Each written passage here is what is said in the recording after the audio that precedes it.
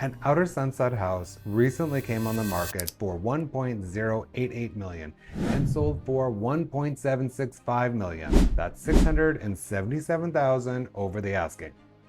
But here's the thing, in the Sunset, that's not even as unusual as it sounds. Right now, it seems like everyone wants to move to the Sunset District. And look, the Sunset's not like this big secret. People have loved the houses, Golden Gate Park, Ocean Beach, the neighborhood food scene for decades. But since the pandemic, its popularity has gone to another level. Buyers wanted more space, a real yard, a garage, a quiet place to live. The Sunset checks all of those boxes, and the lots here are famously deep. And the numbers back that up. In 2024, the median outer Sunset house sold for around $1.46 million. So far, in 2026, it's closer to $1.76 million. The typical house is selling in about 12 days, and often way over that original list price, which is a whole Sunset strategy, but that's another story. So, why are buyers fighting this hard to live in one of the foggiest and farthest west parts of San Francisco? Today we're going to find out.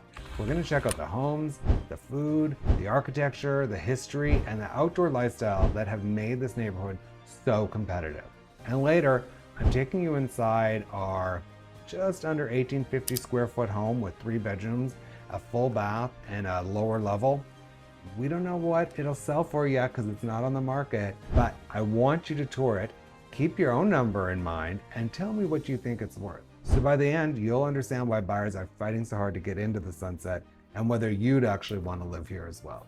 Before we get into why buyers are fighting so hard for these homes, let me show you exactly where we are. The outer Sunset sits along the western edge of San Francisco. We've got Golden Gate Park to the north, Ocean Beach to the west, San Francisco Zoo and Lake Merced area to the south. You're about as far from downtown as you can get and still be in San Francisco. And that's the trade-off. You give up some proximity to downtown, but you get quieter streets, larger lots, real yards, and immediate access to the coast. There are 3 main commercial streets: Judah, Irving, Taraval. Judah serves the northern part of the neighborhood, and that's where you're going to find the N Judah streetcar. Taraval serves the southern end, that's kind of the border, and has the L Taraval. And Irving Street is one of the great Asian food corridors. Both streetcar lines go downtown, but look, your commute is still going to depend on where you live and where you're going. We'll come back to Irving later because once you see it in person, a lot of the neighborhood's history starts to make sense. But first, let's get off the map and onto one of these residential blocks because this is where the Sunset's appeal really starts to make sense. Hey, my name is Gjevre and I make videos about moving to San Francisco. I'm also a real estate agent and my team and I help people buy and sell real estate every day. The first thing that you're going to notice is how similar the blocks look. Block after block, you see rows of homes with garages at street level and the main living space above. Most of these homes were built between the 30s and the 50s. The typical home is somewhere around 1,000 to 1,400 square feet, usually with 2 or 3 bedrooms. By national standards, that may sound small, but in San Francisco, this is a real single-family home, not an apartment or a condo. You usually have your own garage, a backyard, and your own front door. And because the Sunset is known for its unusually deep lots, those backyards can be surprisingly large by San Francisco standards. Houses all look similar from the street, but once you go inside, they're going to look pretty different. Some are almost entirely originals. Others have been opened up, extensively remodeled, or expanded into the lower level. That's why 2 houses on the same block can sell for dramatically different prices. What really changes the price is the size, the condition, the quality of the remodel, and whether the downstairs space is legal. Small or more dated homes can still sell in the low to mid $1 millions, although truly inexpensive houses have become pretty rare even out here now. A typical updated home is going to land somewhere around 1.6 to the low 2 millions. Bigger houses and major expansions can easily push above 2 million. And a high-end remodel, ocean views, or great outdoor space, and some go above 3 million. But the appeal here goes beyond the houses. The streets are quieter, they're wider. You see young families, longtime residents, surfers, people walking their dogs, people heading toward the beach or to Golden Gate Park. It's a lot calmer than central San Francisco, even though you're still in the city. And then there's the weather. The fog is real. It was sunny when we went out there to shoot it, but it is not always like that. Some of these days are bright and beautiful, but others are going to be cool, gray, and windy, especially the closer you get to the ocean. For some buyers, that is going to be their deal breaker. For others, that moody coastal atmosphere is exactly why they love it here. And once you know how this neighborhood was built, these houses are going to stop looking so repetitive. It's easy to forget this when you're standing in the middle of all these houses, but this entire part of San Francisco was once almost nothing but sand dunes and scrub brush. The area was known as the outside lands because at that time, it really did feel outside the city. Development started creeping out after the Golden Gate Park was built in the late 1800s. But well into the 1900s, most of this was still pretty empty. But what really unlocked the neighborhood was transportation. The Taraval streetcar began operating in 1919 and eventually connected this part of the city with downtown. Then the Gjevre opened up in 1928. Developers followed the tracks and houses started going up quickly. That's why Gjevre and Taraval are still so important today. The restaurants, shops, and homes all grew around the streetcars. And nearly 100 years later, those same lines are still running through the neighborhoods. And the houses came in some waves. The earliest homes had Mediterranean revival details, arched openings, decorative facades, clay tile roofs, and small towers. Okay, so these are the storybook houses by the Rousseau brothers, and they've got Spanish tile, turrets, and they look like they were from a storybook, hence their name. One of the most distinguishing features is on the inside, where they'll have an internal patio, which in a lot of homes now, they've covered it up with glass, so it's almost like a solarium.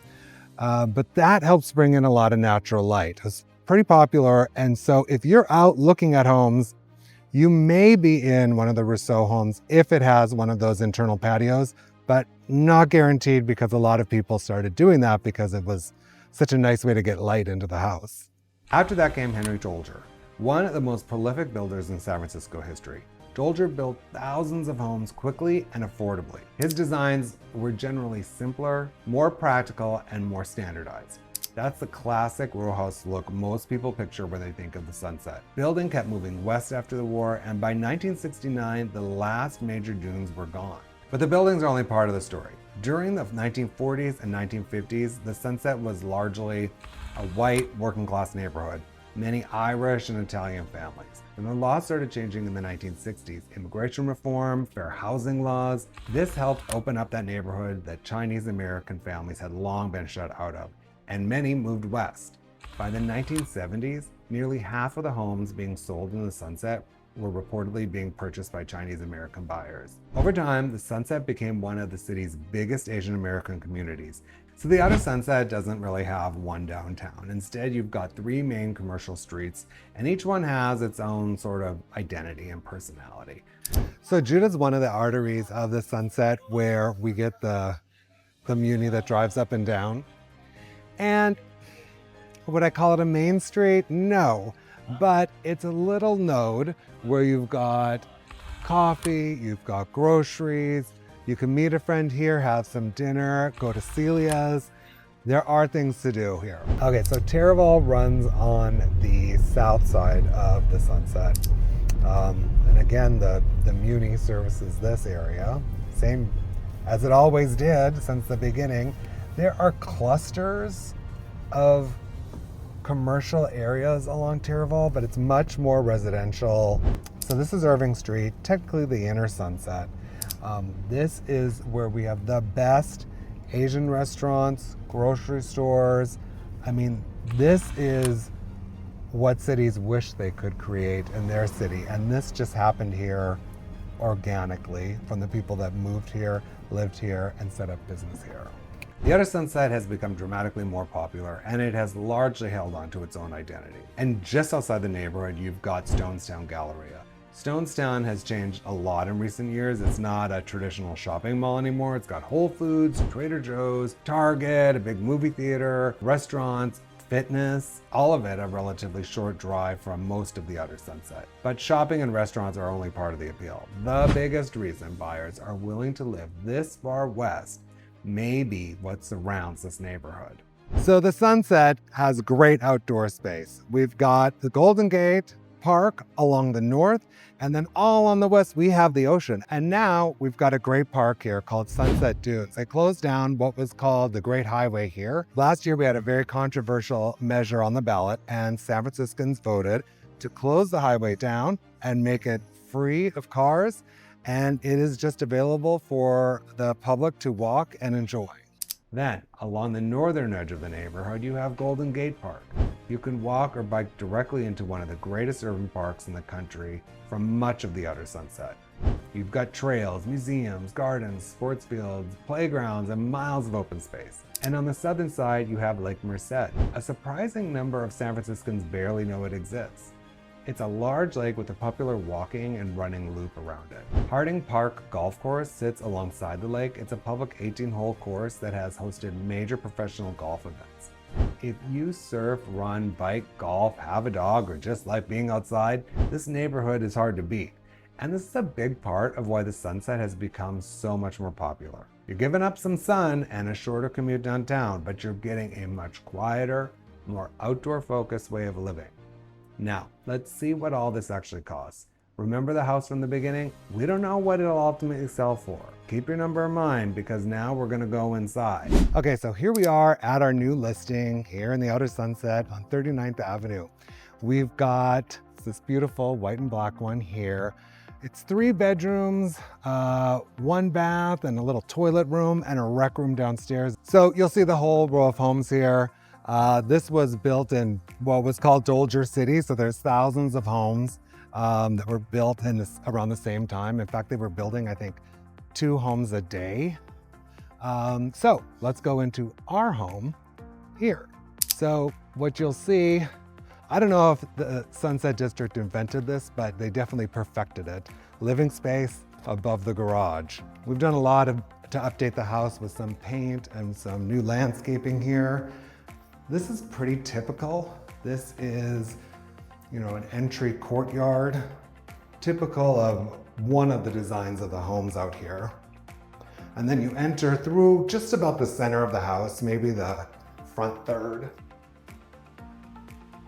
This is pretty standard, where you've got your living, dining, and kitchen up in the front, and then your bedrooms are in the back half of the house. This house features a beautiful fireplace, again connects to the dining room. Extremely low windows, which would never be allowed by today's permits because a kid could fall right out of there. But I guess in the 50s, you're on your own, kid. This is the kitchen that we updated. It was original. I believe they probably added the tile. But we painted the cabinets, put in new countertops and appliances. And then back in the day, this is where you'd have your telephone stationed. The bathroom was in original condition. We've painted all of the tile in here. And what's very unique about this house is we have 3 bedrooms on 1 floor.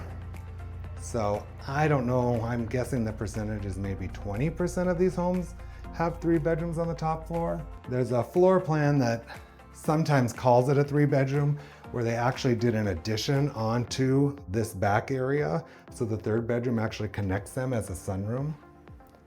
Huge backyard, what the Sunset is famous for. And this tree blocking our ocean view, which you can see to the right. Closets so much better than what we had in the Edwardian and Victorian homes, for sure. Okay, so going downstairs, some of these homes originally, probably this one too, the stairs went right into the garage. But here, they walled it off, or maybe it was even built this way. By the looks of this tile, this is probably original. This is just a little storage room here, but we've turned it into a exercise nook. And this has got to be my favorite room. I mean, built-in wet bar right here. We've got a fireplace, window to the backyard, high ceilings down here. This, could easily become a new family room for a young family, or could become a primary suite. This must have been a thing that they had a toilet but no sink. But I think we could probably turn this into a half bath for someone. And then a great laundry room.